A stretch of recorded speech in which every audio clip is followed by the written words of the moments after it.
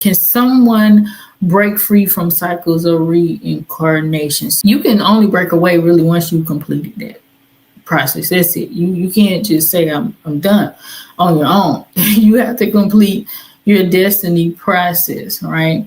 And once you complete that, you get elevated to the ancestral status permanently, and you're good to go. Is reincarnation considered a blessing or a burden in Ifa, right?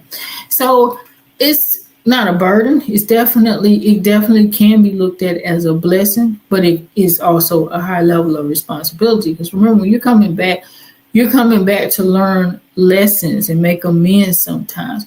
And it's not always even so that you did something wrong. Like some people's lessons are tied to them, like not even allowing other people to take advantage of them, right? They don't even know how to do that in this lifetime. So they have to go through lesson after lesson after lesson after lesson to learn something like that. For the most part, they wouldn't be considered a bad person, but there's something that they need to get strength in. And if they never learn it, they never learn how to say no to people. If they never learn how to allow people to stop taking advantage of them, then they're going to have to come back here and do that again and figure it out, right? It offers the soul repeated opportunities to fulfill its destiny, right? So that's the blessing part of it, when you get to come back. So even if you were a horrible person, I'm gonna step back too from that word, because a lot of times we think about it like in black and white terms, like you either all this or you're all that.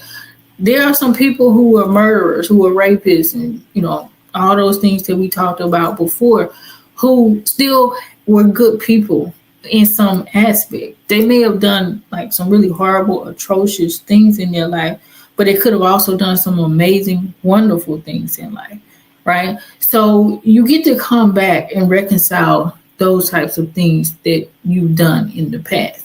That's what I mean by that. So, because nobody's all good, nobody's all bad. Because even the person, like somebody may have not done those horrible things, but they could be a very selfish person to where they help no one else out, and everything that they do is for their own benefit or good. That's not a good person, right? But we don't see it in the same way in society, because that person isn't maybe out there robbing people or hurting people in the way that we look at it from somebody who may especially be in prison for the things that they've done.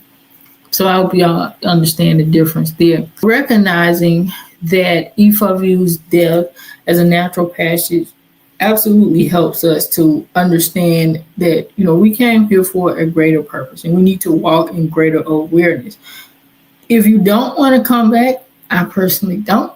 So if you don't want to come back, try your best to learn the lessons and get it in, right? And try your best to walk your destined path. That's what I plan on doing. I'm not saying that I won't come back, but it's just not my desire or goal. So I'm trying my best to get it in this time around, right? Understand that burial rites, reincarnation, they remind us that we walk with our ancestors all of the time, guys. And this is why we need to constantly do things to serve them so that they can serve us. They're able to tell us those mistakes that they made and show us, like, don't go down this path, because this wasn't good for us. This wasn't good for our lineage. So, or even you as an individual, they are here to help you to even fight on your behalf in the ancestral realm, in the cosmic realm, brother. And so you yourself want to walk with them so that you can live a better life. Ifa teaches us that our choices in this lifetime definitely have that ripple effect for future incarnations. So do what you got to do. Don't look at it as something that you fear. Like, I don't fear return. I just don't prefer to return in the way the earth is made up now. Like, if we could go back, like maybe if I return in, times are similar to the way they were in the ancestral times, where in a space where I would like to live, I would love that. Absolutely. Time where life was more balanced, not perfect, but more balanced and harmonious. And, you had clean foods and people cooperated and operated together as a community. Oh, yeah. I would love coming back. And, maybe by the time is for me to come back, I can come back to that reality. But to come back into this reality, no, it's not something that I would enjoy. Said, can you be born with two ovaries? This is a good question.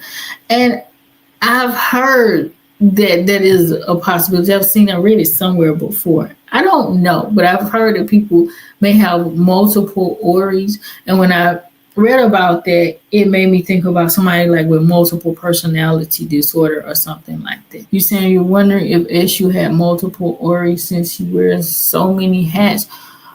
I mean, the reality of it is that all ovaries have different aspects of them. I wouldn't think of it as different ovaries, but maybe so as like I just look at it as a spectrum, right? A continuum of that particular force. Just like Oshun, everybody, the love, the romance, that's what they want. But Oshun also manifests as a force of jealousy and envy.